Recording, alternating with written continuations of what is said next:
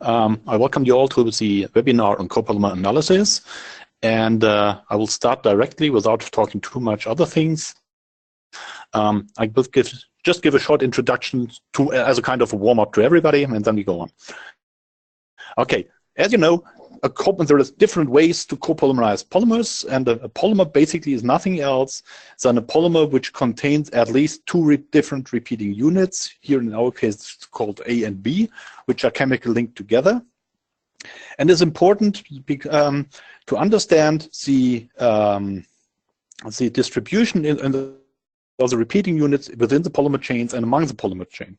It is important because we have different ways to introduce the different monomers in the chain. We have a perfectly alternating copolymer. We have AB following AB and so forth. But there is also random copolymers where the B units are in a random order within a single polymer chain. There is ways also to produce so-called gradient block copolymers or gradient copolymers, where you start on one side, you have basically a large number of A units, and then if you go further and further along the chain, you will increase the amount of the B units, and you have also block copolymers where you have sequenced orders of A's and B's, and especially the tri and the diblock copolymers are paid much attention to because they can give rise to thermoplastic elastomers, for example, and all those kinds of stuff. Of course, you can also arrange the different monomers not only in a random, in a linear fashion, but also in branched or in other architectures. You can have some kind of a random branching. You can have graft copolymers where you have basically a backbone of one type of polymer, and you have side chains attached of another kind of a polymer. And you can have all kinds of stars where either from a single branch point you have arms of type A and type B, or you can have so-called block copolymer stars where each of the stars itself is its own block copolymer. So there's a large range of copolymers, and the easiest or the simplest mixture of two polymers is a polymer blend where you have simply a homopolymer of A and a homopolymer of B.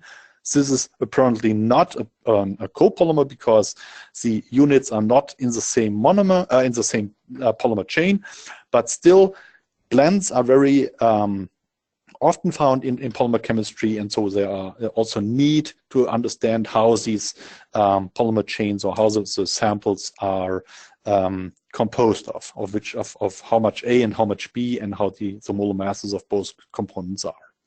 So I would like to present you basically three different strategies today of what you can do to use chromatography to characterize copolymers.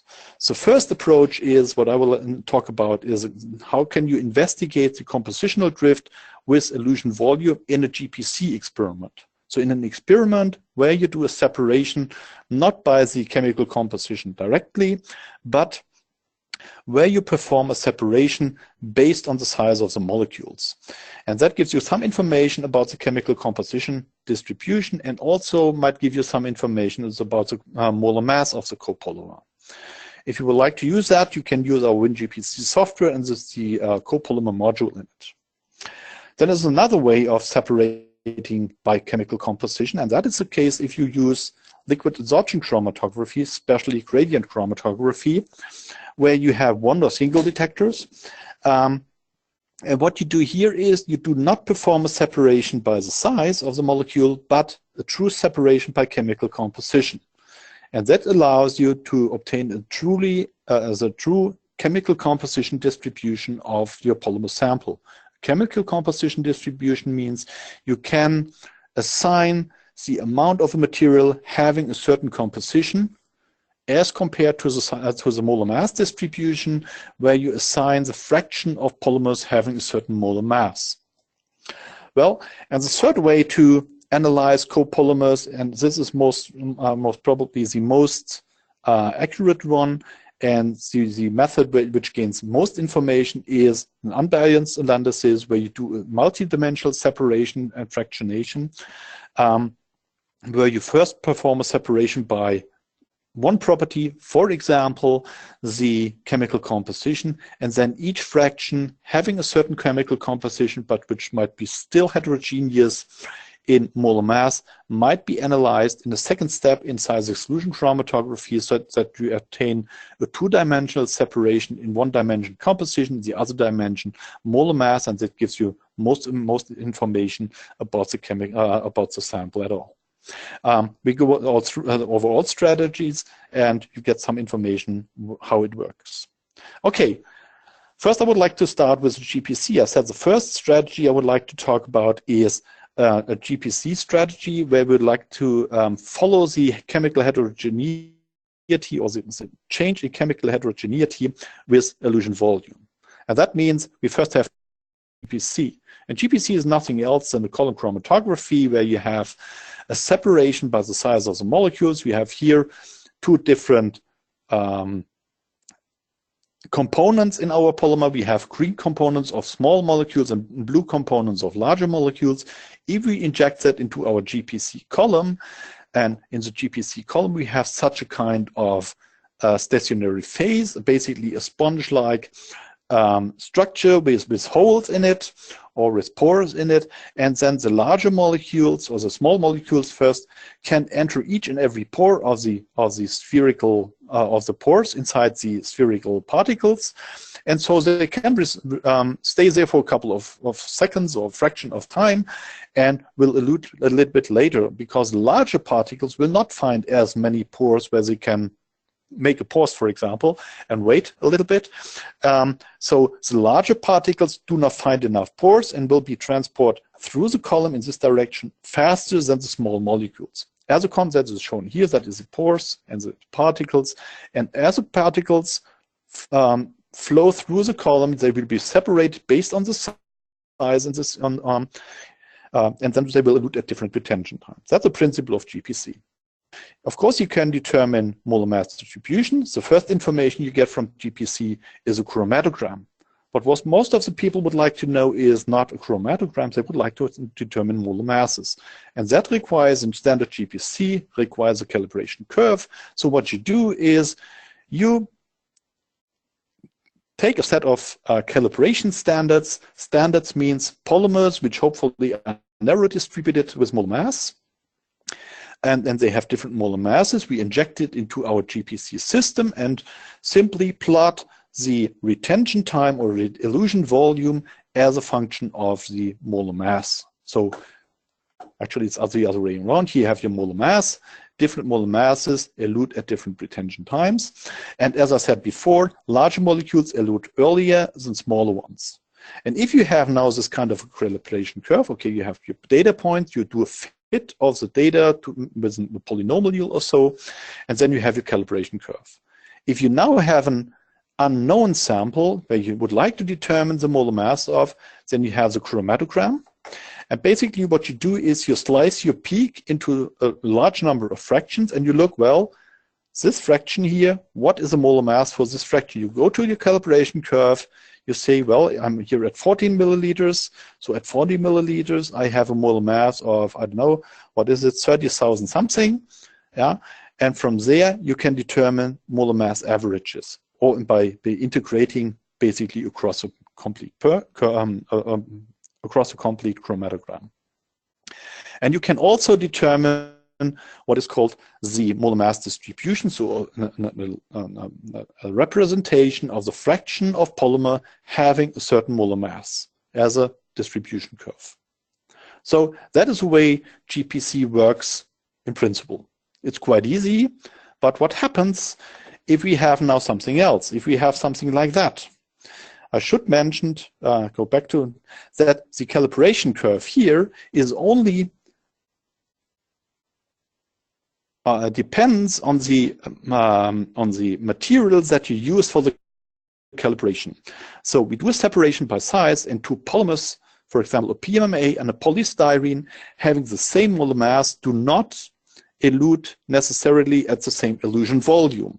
So this calibration curve might belong to polystyrene, while a PMMA calibration or polybutadiene calibration might be above or below the other one.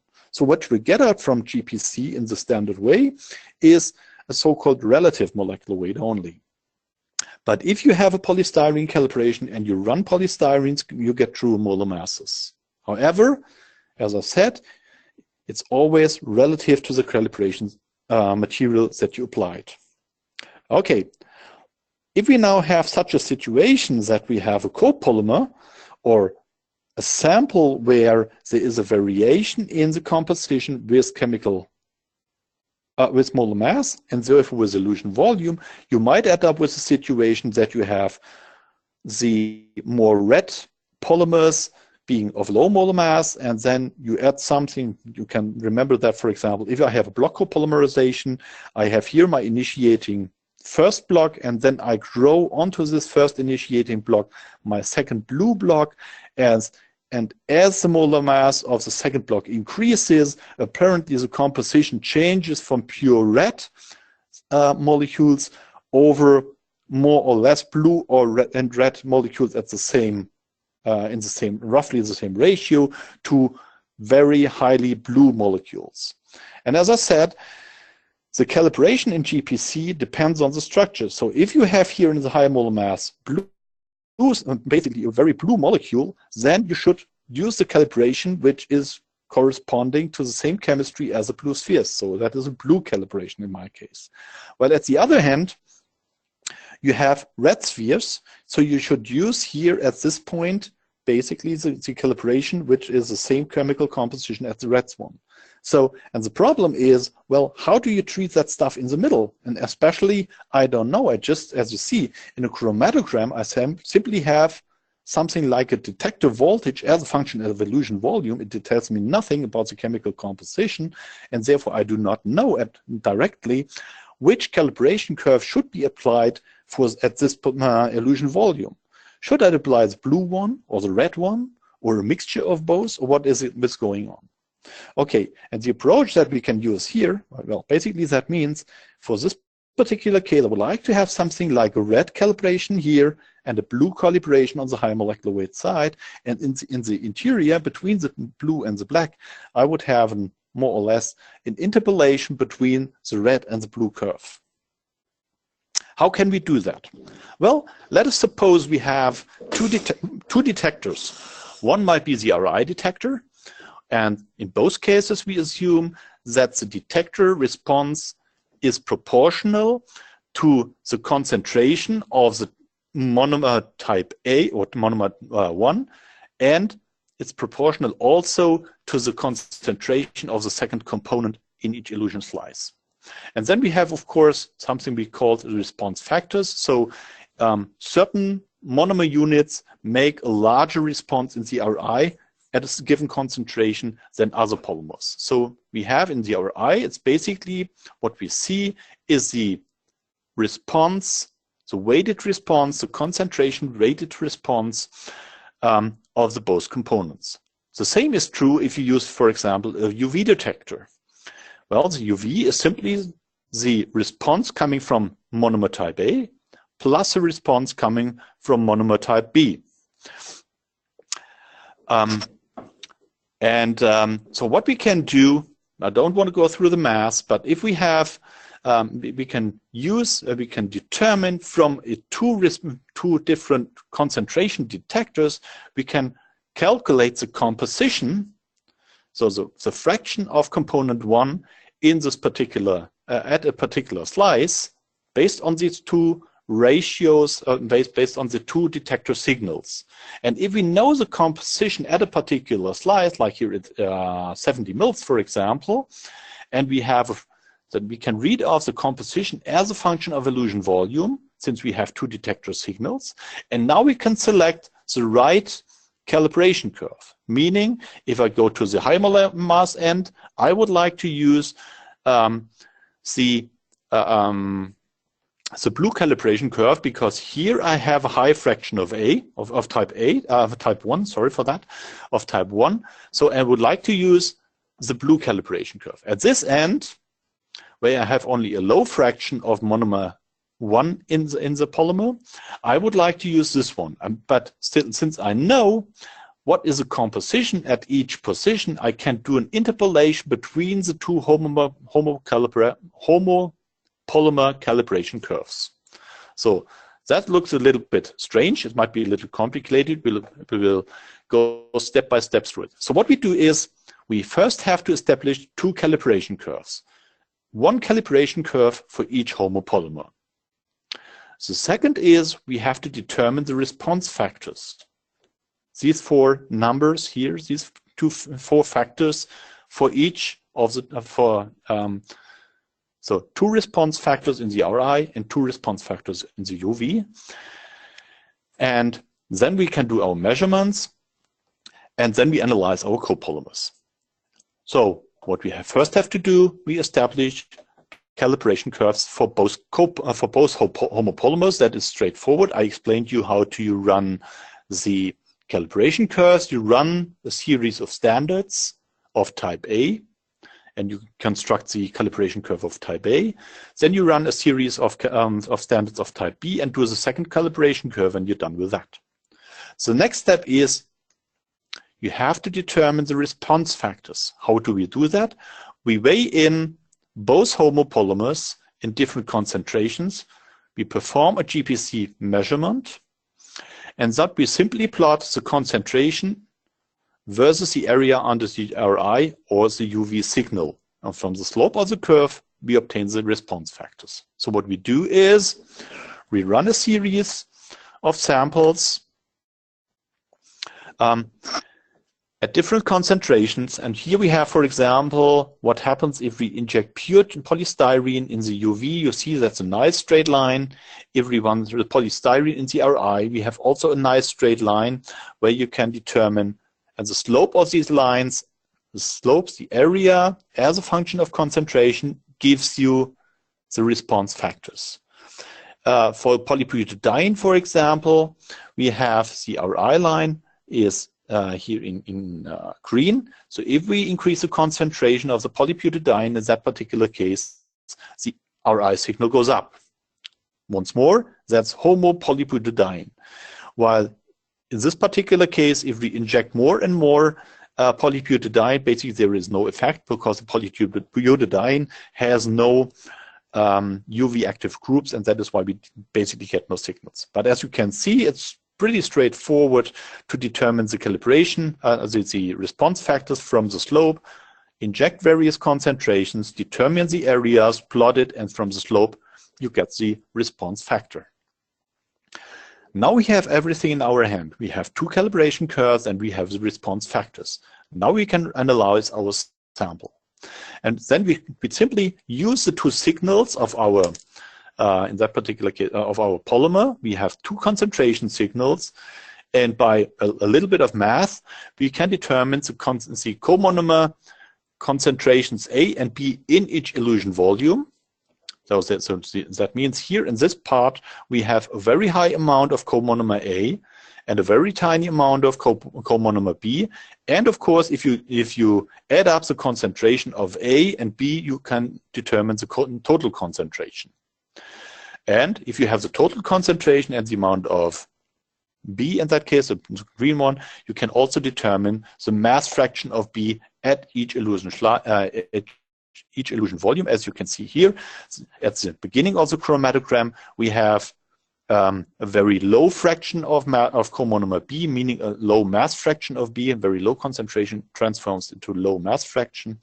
And at the end, we have basically 100% of comonomer B, and that means we have here a fraction of 1. So that is what we do now with our samples. So that is the way we analyze now. So to set up the system, run two calibrations, run a few samples to determine the response factor, and then analyze your samples. This part, this calculation is done by your computer program. You don't have to worry about the math. That's been done automatically. You can do it manually if you like, but it's certainly much more effective if you do it manually. So it's shown here again. I determined the molar masses, so it's a calibration curve. I determined the response factors. From response factors in the signals, I calculate the concentrations of both components and the rate fraction of comonomer B at a certain composition. And then what we can do is we can say, well, if this polymer has a composition of 50% A and 50% B, then it makes no sense to use either the calibration curve of A or the calibration curve of B. So let's simply weigh both calibration curve and take something which is right in the middle between them.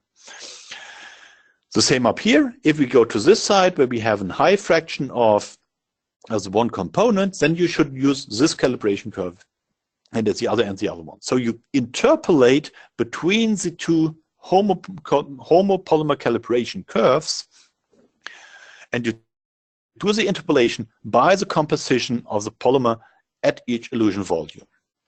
And an example is shown here. For example, it's a polystyrene polybutadiene block copolymer, and if you use simple polystyrene as standards, you would end up for this chromatogram at molar masses of roughly 360 K.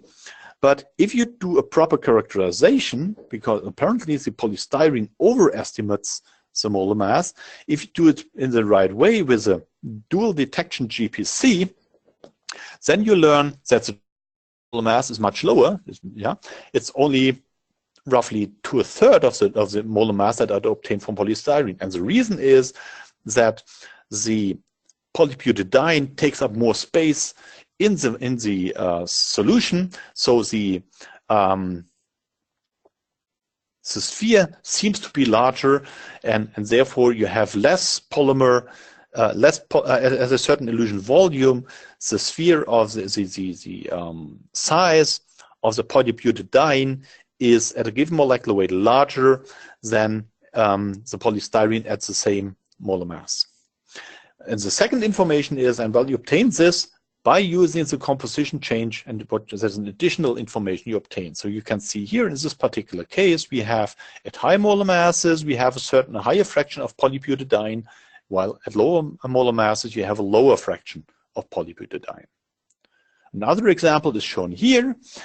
Polystyrene polybutadiene block copolymers. We can easily compare two different block copolymers, and it's very interesting to see that here across the main peak of these styrene butadiene tri-block copolymers, you have more or less a homogeneous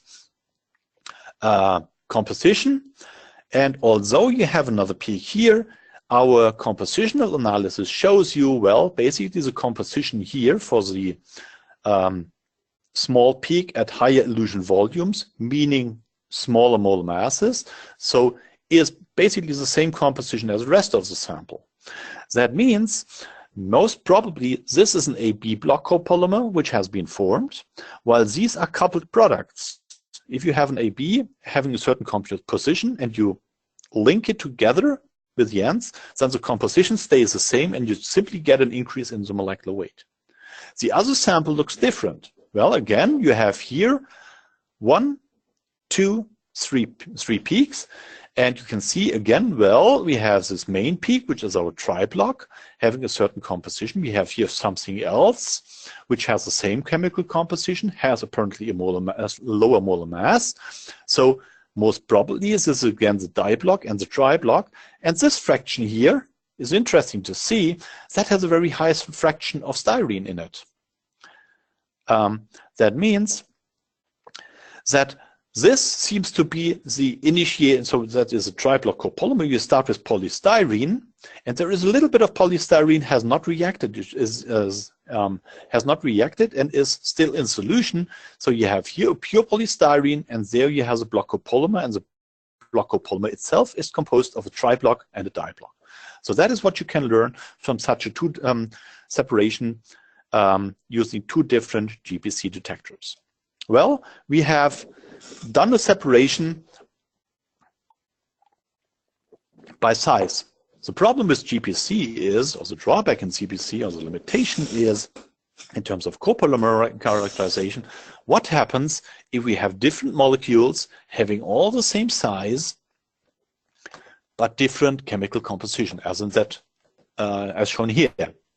So molecules of different topology or composition, but of the same hydrodynamic size, cannot be separated by GPC. So we need different separation mechanisms. And what is useful there is something we could call liquid adsorption chromatography. I don't want to go into the details. There will be another seminar on that topic.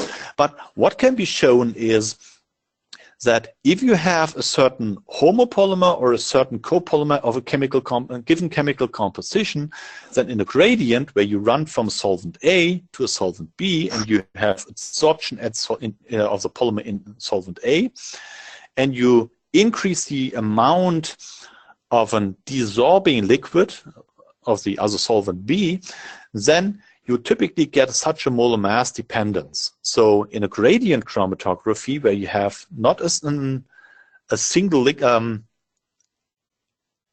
isocratic run, you don't have one solvent, but you have two different solvents, and you change the composition of the solvent as you do as a function of the experiment time.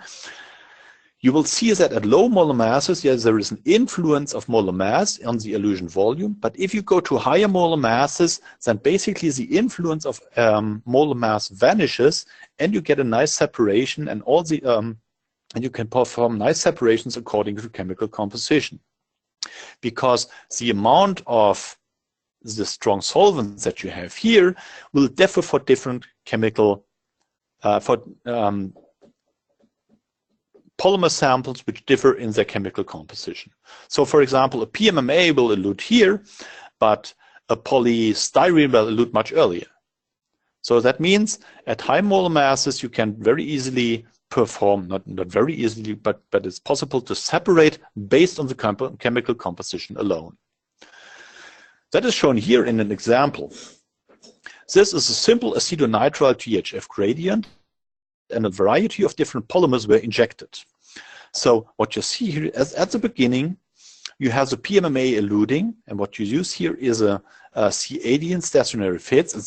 It's a quite unpolar stationary phase. So the non-polar molecules are expected to stay longer on the stationary phase than the polar ones. So the PMMA elutes first. Here is a polystyrene. We have a huge separation between PMMA and polystyrene, nearly 10 minutes. It's a baseline separation. If you have then, for example, styrene butadiene block copolymers, they elute later than the polystyrene. You have here PDMS, styrene isoprene block copolymer will elute here, and at the end, a butyl rubber will elute very late. So basically, the fancy thing here is, although these peaks are quite narrow in retention time, you have a complete molar mass distribution under each peak. So this is certainly not a separation as the size of the molecule. This is a separation based on the different chemical compositions of the molecule. Clearly, separation by chemical composition cannot be done or will not be done isocratically. You need a different setup. You need a gradient pump and a different type of detector. Here we use an evaporative light scattering detector. So this here is basically a separation of a blend of different homopolymers. You have PMMA as a homopolymer, polystyrene as a homopolymer, and so forth. But the technique is so nice that you can even determine the composition or the amount, or you can even separate if you have copolymers differing in chemical composition. For example, we have here an example where we have lactide glycolide copolymer, PLGA. And what you see here, this sample is composed of 85% lactide. This sample only contains 50% of lactide. Here is 60% of lactide in average in the polymer chains. And there is a very, very nice separation between those different polymers. So it's not only possible to separate homopolymers from each other by gradient chromatography, you can also do a separation by chemical composition. And that allows you to quantify the extent of chemical composition. For example, in this sample here, or in that one, where you have a 50-50 lactide to glycolide ratio, that means I have in average 50% of lactide, but there are chains which are more heavily in lactide, and other chains are more rich in PLA. And this side is more heavy in glycolide, and this side is more rich in lactide. So we have also chains which might have, I don't know, 60% or 55% lactide in. We have also chains which have, I don't know, 40% of lactide in, but in average you end up with 50%. But this width as a distribution might very effectively might affect the properties of the polymer. So it's important to understand that what's going on, and you can even quantify that. You can even quantify the heterogeneity with respect to compositions, the chemical composition heterogeneity. How do we do that? Well, if we do a separation and we have nice standards, and standards here means we do not have standards where we have the same polymer but different molecular weights. Here we need polymers where we basically have different chemical compositions.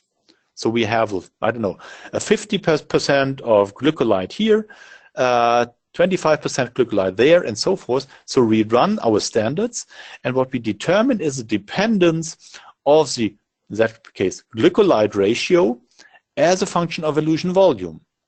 And very similar to the analysis of molar mass distributions, you can then determine average compositions. That's the average composition. But also the width of the distribution, which is shown here, this dg. So that gives us an information of how broadly distributed is my chemical composition distribution. Do I have in this glycolide chains only chains between, I don't know, 38 and 45% glycolide, or do my sample has all glycolides composition from 0 to 100% in there? And you can obtain something like the skew of the distribution, which means how symmetrical is the distribution. Okay, that can be done. This chemical composition distribution can be obtained by gradient chromatography. Another example is shown here, statistical copolymers. That's quite interesting. That's cellulose derivatives. These are carboxyl methyl celluloses, and you can see here is written the DS, the degree of substitution. So how many of the OH groups of each glucose unit in the cellulose is substituted, carries a substituent, which is in that particular case carboxyl methyl substituent.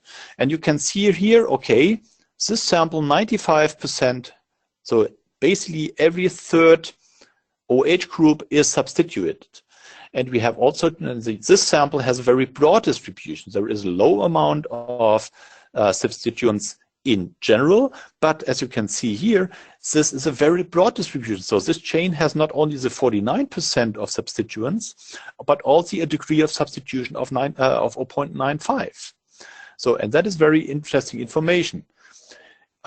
If you use a different set of samples, in that particular case, these ones, the average chemical compositions are roughly identical. Okay, 49 to 45, 72, 75, 95, 98, and so forth. But you can see here, this is a clear fronting. So here the chemical composition distribution, although the average degree of substitution is roughly identical, you can clearly see that the heterogeneity here is much larger. On the other hand, here you have in the low molecular weight region a more or less narrow and symmetrical distribution, while this type of sample produces a very wide distribution. So apparently there's something going on, and you have now a new way to look at the chemical composition distributions of your cellulose derivatives. Okay, at this point, I have a small break because before I continue later on, and as Derek stated, we have a small self-evaluation. It gives you the chance to have a feedback for yourself, whether you understood everything correctly. And it gives us the information whether the information that we try to transport to you has reached you in the proper way. And after, I don't know, five minutes or so, we will continue with our last strategy to characterize copolymers, that with two-dimensional chromatography. And then in the final end, I have a few more slides where I have on one particular sample, I will show you which information can be obtained on the same sample by which technique. And with that, I will transfer over to Derek. Thank you, Wolfgang, for the webinar so far. And as Wolfgang said, and like I said in the beginning, There's 4 questions that we will show you. You should see the first question now.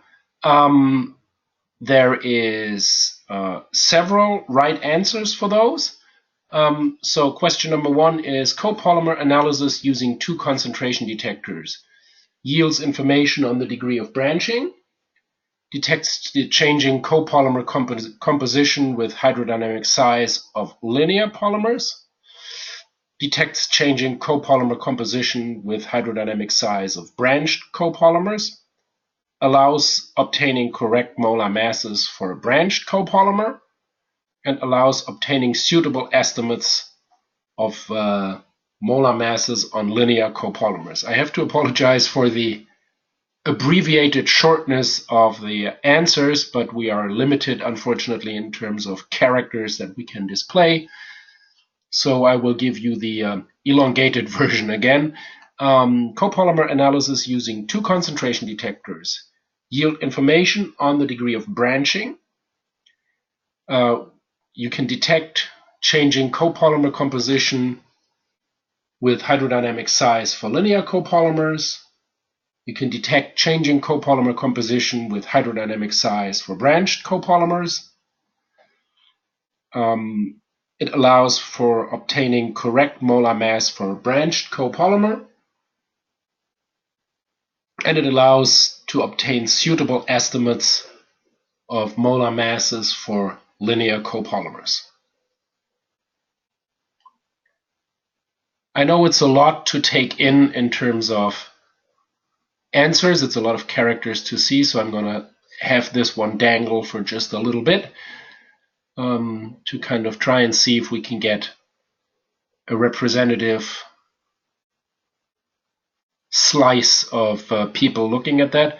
If you're hesitant to vote, we will not see the results of the individual people voting. We will just see a percentage of everybody who has tossed in their coin and basically handed in their vote.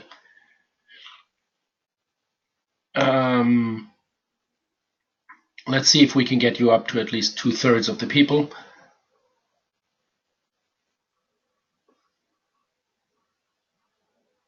So, well, that's close enough.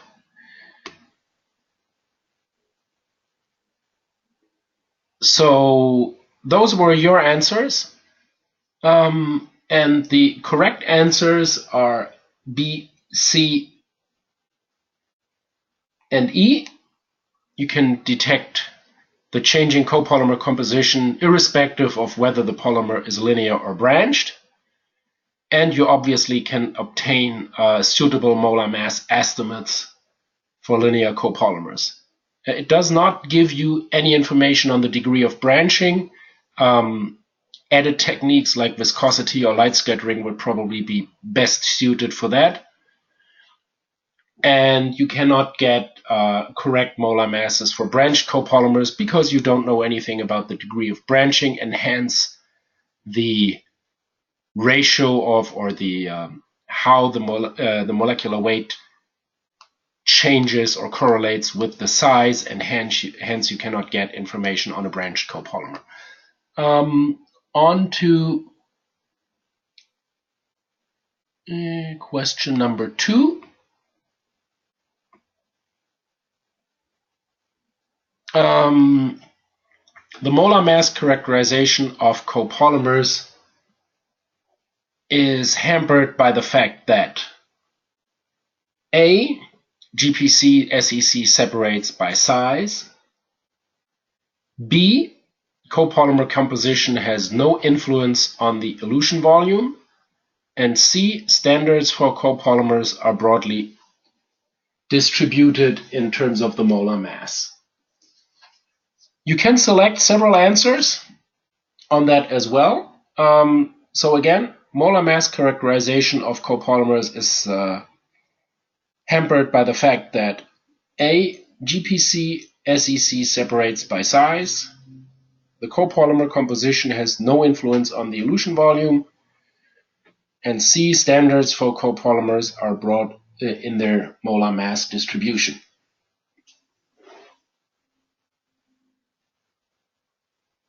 again, it doesn't hurt to vote, and I will leave this open for just a little bit more so we can get a good representation of everybody attending.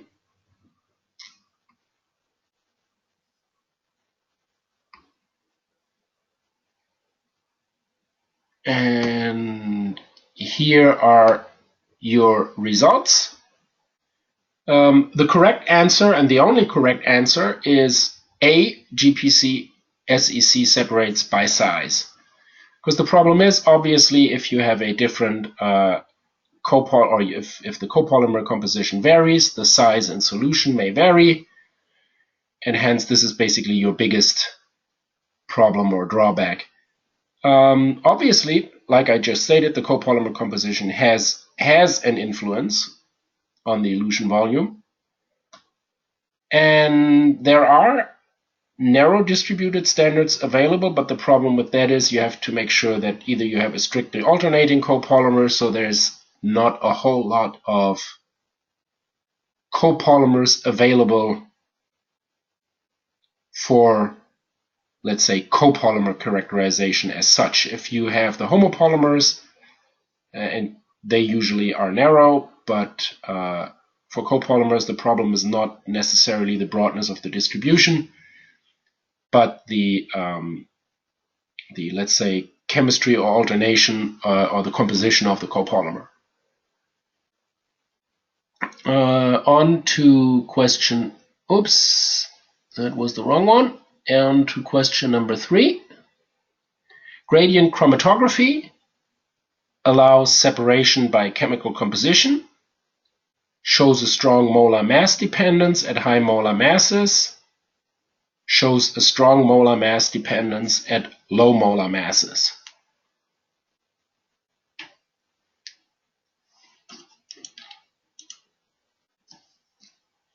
There's always, again, multiple answers can be correct, and Wolfgang touched this briefly when he talked about gradient chromatography.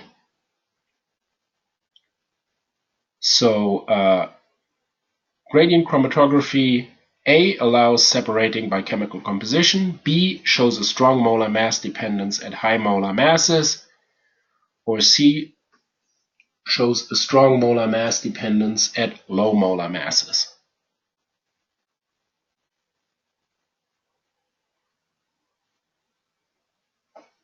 I'm going to leave this open for just a little bit more. And bear with us, there's only one more question left after that, and then Wolfgang will continue the webinar with, excuse me, some, let's say, non-standard or more advanced copolymer characterization techniques. The results on that one, everybody got the very obvious one right. You separate by chemical composition. But as Wolfgang has shown on his slide, there's a relatively strong molar mass dependence at low molar masses for gradient chromatography. And that is mainly due to the fact that, obviously, I'd say it's probably diffusion control, because short chains stick easier to the column than long chains do. So that's the reasoning behind that. Last question, and I will hand you over to Wolfgang again. To determine the chemical composition distribution by gradient chromatography, A, no calibration is required. B, requires calibration with standards of different molar masses. Or C, requires calibration with standards having different compositions.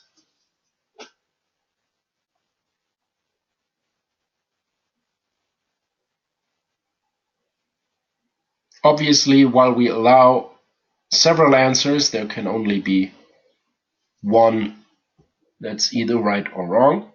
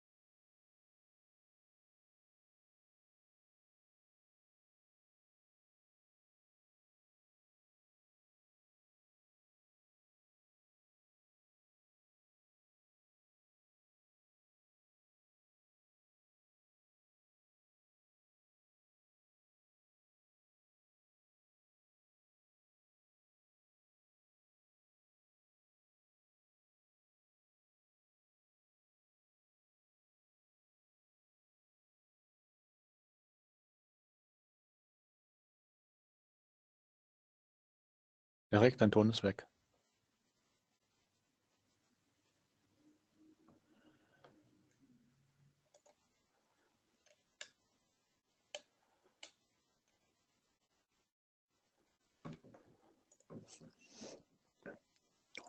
Thank you. Yeah, I accidentally muted myself, so I'm sorry for that.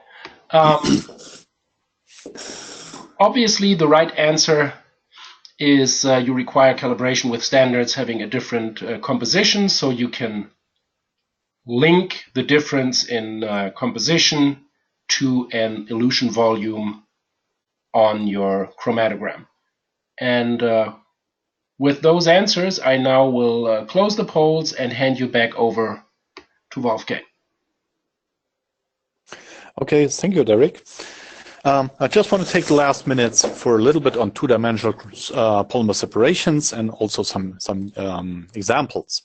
Okay, what is two-dimensional separations? Well, I told you before that basically GPC separates according to size, while, for example, gradient chromatography more or less clearly separates according to chemical composition. But if we have really a complex sample, it is not so easy. So if we have two peaks, for example, in gradient chromatography and two peaks in size exclusion chromatography, then one might say, well, now the world is clear for me because I know that I have two peaks and that's it.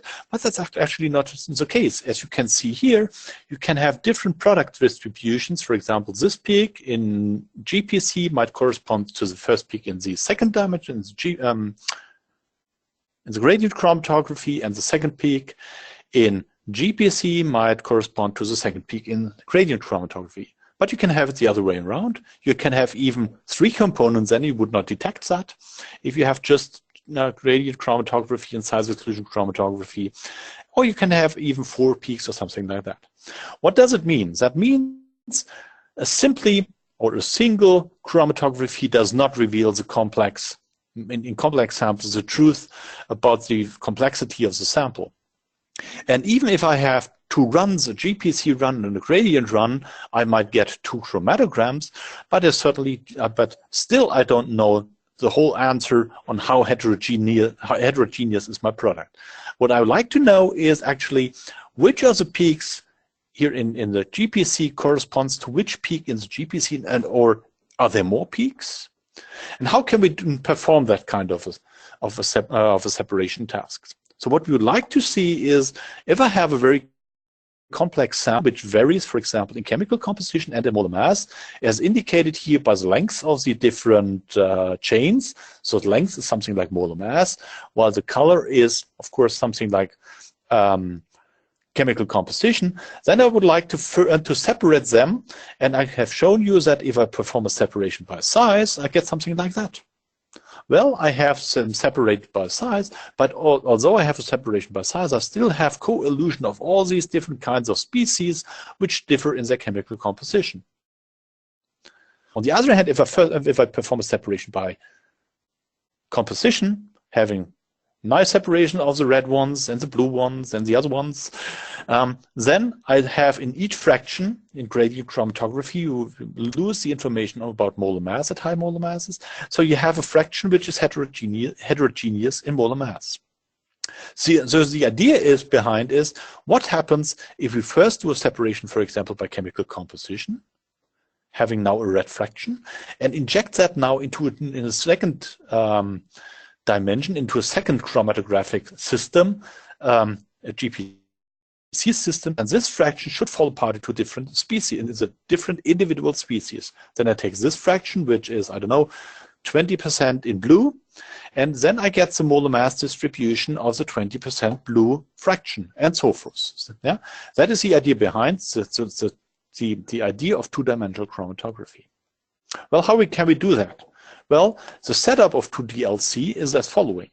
We have a pump and an injector and a column which does our separation, where we perform the separation in the first dimension, maybe by gradient chromatography.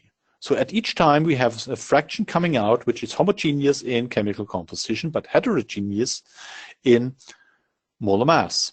And then we run into this valve. And what happens here is this valve acts basically as the outer sample for our GPC. So this is a pump for this GPC. We have here in our outer sampler.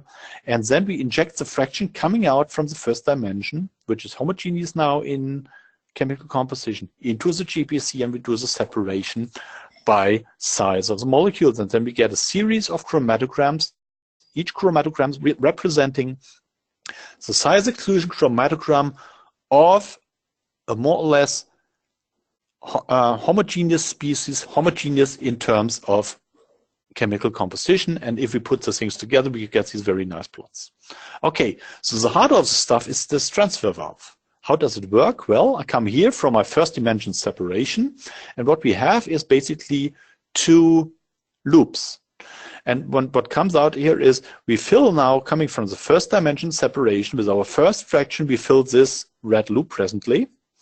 And while we fill this first loop, our pump from the second dimension flushes off the content of the blue loop onto the second dimension column, and we analyze the loop content of the second dimension column. Well, if we have performed the first separation and we have filled the red loop, it doesn't switch anymore. Okay. Sorry. Okay, my animation is not working. Oh, now it's working. Okay. So what happens now is, as you might have seen, we have switched now the position of the valve, and now coming from the first column, we fill now the second, the blue loop, while the red loop, which was just a second ago, filled with the content of the coming from the column, is now flushed onto the second dimension column. So by this basically switching back and forth, we inject blue loop, red loop, blue loop, red loop, and at the same time we fill the other one. We obtain the series of chromatograms, and then we can do our second dimension separation. Well, okay, yeah. There's unfortunately not much time, so I'll just show you two examples what can be done. Here is an example showing a mixture of different carboxyl methyl celluloses.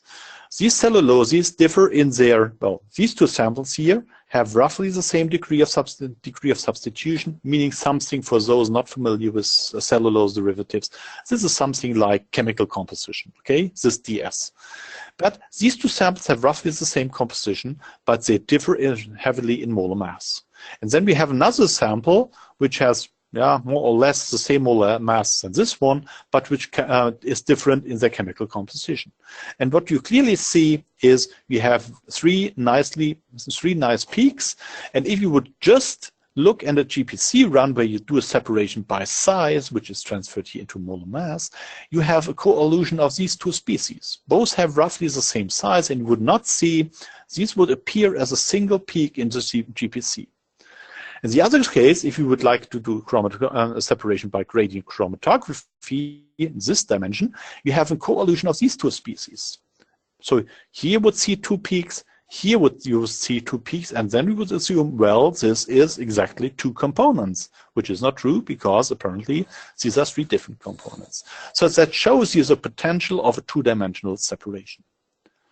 Another example is shown here, where we did a separation not according to chemical composition, but in that particular case, according to topology.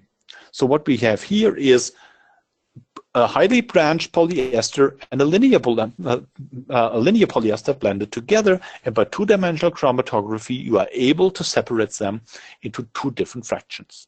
To my knowledge, there is no other method that can do that. Okay. That was a lot of information. I have shown you different types to characterize a polymer. Unfortunately, I drew the examples from different sources. So lately, a colleague of mine prepared a PMMA graph polystyrene, and we characterized this particular materials with a variety of different techniques. First of all, like everybody would do, we ran GPC with a single RI detector. I have to say that what we did is we prepared basically a backbone of PMMA to which we linked chains of polystyrene. So it was a grafting onto procedure for those familiar with these techniques. Okay, what we saw here is basically, okay, we have a graphed copolymer, so a polymer product, and we had the parent backbone of the PMMA. So that was a backbone, and that was a graphed copolymer later on after we grafted something on it. What we see is, well, there are some peaks here. So and if you compare this peak with the polystyrene that we wanted to graft onto the PMMA, you will see that is the same elution volume. So what we identified here was, well, there is no, there are some non-attached grafts which are still hanging around in our solution, in our sample, and which certainly might affect the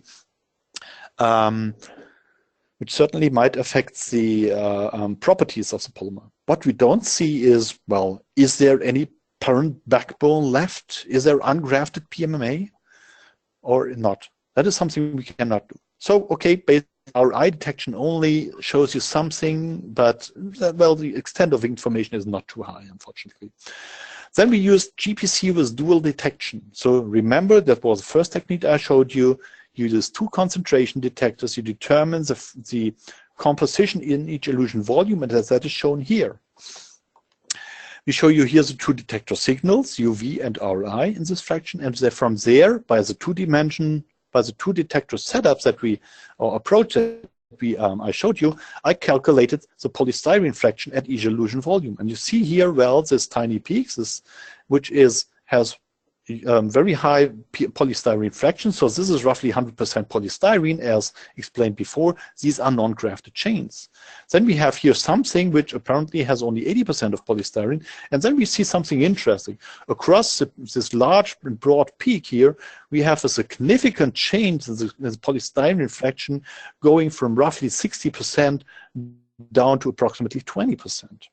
So what we see here is, at least we see now, here in this area, we find polystyrenes. And our initial polystyrene had this molecular weight, so there must have been some grafting. Otherwise, there is no reason why these initial short chains now should show up here as a large chain. So we see that there is a polystyrene at higher molar masses, and we have apparently polystyrene found here. Well, so it gives us additional information. We find polystyrene. That was something we have not seen in the RI. Well, if we run gradient chromatography, we see something like this here. Okay, and if we compare it with the retention time of a PMMA, or of the backbone PMMA, you see the PMMA comes latest under these conditions. Polystyrene, I just have to tell to you, polystyrene should elute here in this range. So apparently this is our graft product, and our graft product contains some polystyrene. Okay, that is something we knew from our UV UV-RI analysis. But what we see here is basically there is no peak of residual parent backbone. So this sample contains apparently only a true graft product, this here, and homopolystyrene. The new information, because there was no way before to identify that there is no parent PMMA which should elute here. And finally, we performed a two-dimensional chromatography, a two-dimensional experiment, and that is a result. Now you get all the information that you would like to have. Sorry. So you find ungrafted polystyrene in smaller, and that is the tiny late eluting peak. That is the elution time in gradient chromatography. That's the elution time in GPC mode. So the first peak eluting has a very low molar mass and is our polystyrene. Then we have here two quite low molar mass peaks, but there is some PMMA in. That's something we learned from our UV-RI analysis. And then we have here the true graft copolymers, and you can see that actually with increasing amount of PMMA, because the higher the amount of PMMA, the later the elution of the polymer, with increasing amount of PMMA, basically this peak shifts towards lower GPC elution volumes. So the higher the amount of the higher the amount of PMMA, of polystyrene, I have to say, sorry for that. Sorry, it's PMMA. The higher the amount of PMMA, the larger the molecular weight of these polymer products. So the valuable, helpful information about all these graft products that is contained in the sample. With that, I would like to conclude. Well, I showed you 3 different ways to characterize copolymers. GPC with dual detection is certainly the easiest, but separates only by hydrodynamic size. That is something you should always keep in mind when you do a GPC separation. It's a separation by size. Gradient chromatography allows you to separate by chemical differences, but it requires method development. Well, we can support you there if you like. And finally, we have 2-dimensional chromatography, which basically overcomes both problems. In GPC, we have separation by size, having co-elution of fractions of different chemical composition. Gradient chromatography, we may separate by composition, but may have co-elution of fractions of different molar masses. And if we do 2-dimensional chromatography, we hopefully will be able to overcome both problems. With this, I would like to thank you for your attention. I like at this point to invite you, for those interested in liquid adsorption chromatography of polymers, meaning gradient chromatography and so forth. There will be another webinar on October 26th. And I also can tell you that we have, for those interested in 2-dimensional chromatography, we have a primer on 2-dimensional chromatography that you can obtain on request. With that, thank you very much for staying with us, and we're still here to answer your questions. Thank you, Wolfgang, for the webinar. And we're just going to be traveling back in time for about 10 minutes so that we have 5 minutes for your questions. So if you have questions on top of the ones that we already have, kindly send them using the questions tab. Quick reminder, I sent a message using the chat displaying our email addresses if you would like to request a copy of the recording or access to the recording and a PDF of the slides. Or if you have further questions that either you didn't want to ask here or that come to mind later after looking at the webinar. There's a specific question, Wolfgang, regarding slide 17. So if you could kindly hop back to that. I could do nearly everything. Yeah, we're coming closer. Okay. Yeah, there we are. Okay, so the percentage of butadiene is higher at the low molecular weight end. Oops, now I basically lost my question. Is higher at the low molecular weight end, the higher retention side. However, the UV signal at this part was almost the same or relatively higher. And the question is, it's supposed to be lower because obviously butadiene is almost not absorbing in UV. So why is that? Why is the distribution like it is? Butadiene, that is a higher Ri, so we have more. Yeah. Might that be a mix-up? I have to check that. That is a really good one, though, isn't it? That's interesting. I didn't recognize that when I prepared myself. So I have to go back to the original data and have to check that. Well, that's absolutely true. Sorry, I have to. Presently, I cannot give you an answer. If I would be, well, I'd like to answer it. If you give me the email, then I will come back on this problem later. But I wanted to show you the principle. I have the email, so we can easily answer that in more detail then. Okay. Sorry. So the next question basically. Sorry, I get it. I got it. I guess I got it. The reason is that the RI signal, basically the RI response of the polystyrene is also higher than the RI response of the polybutadiene. Okay, so and that means even also so you have there is a larger amount of polystyrene, you still raise the RI signal even higher than the polystyrene itself. Okay, but we come back to that later, maybe in an email. Okay. Okay, then the question is, can you always use a viscosity detector alongside in the GPC alongside other detectors? And basically, once more? I said viscosity. can a viscosity detector always be used with the GPC alongside other detectors? And I would say the answer is yes, with one caveat. If the only concentration detector, or even then, even if you have an ELSD, you would split off the flow and then you can use that. Yes. So the answer is yes, unless you have other specifics in mind, Wolfgang, where it would say no. In principle, it's doable. Of course, you have to optimize your system, but well, there's no reason not to have a viscometry detector in. Of course, it is a question what you would like to determine. Right. So GPC viscometry is something which is used for molar mass determination. That is a different issue. Mm-hmm. Right. And then the question is, can a light scattering detector be used in gradient chromatography? No. Well, we are talking about light scattering in terms of molar mass determined light scattering. What I showed you is an evaporative light scattering detector, which is different kind of light scattering detector. If we talk about something like our SLT 7000, which is a device where you can determine molar masses with, then it is not possible because the DNDC, the reflective index increment, the response factor which you need for the for determining molar masses is depends on the solvent that you're using. And since you change the solvent during a gradient run, you run into trouble with that. Yes, thank you, Wolfgang, for the clarification.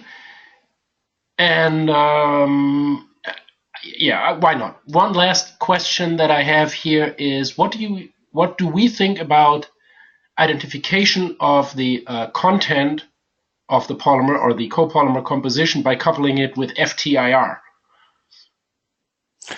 That's a very nice technique. Actually, there was in former times a technique where you evaporated the solvent. So basically, FTIR coupled to LC is great because FTIR gives you all the information, a lot of information, and you don't have to have especially chromophores in. The problem with FTIR in liquid chromatography is that the solvent itself is usually a strong UV absorber.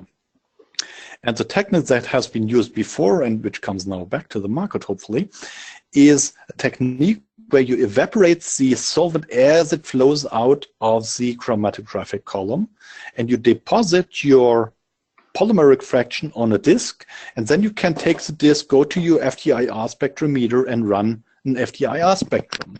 And by this procedure, you have a solvent-free spectrum of your polymer for each elution volume, and that gives you very nice information about the variation in chemical composition with elution volume.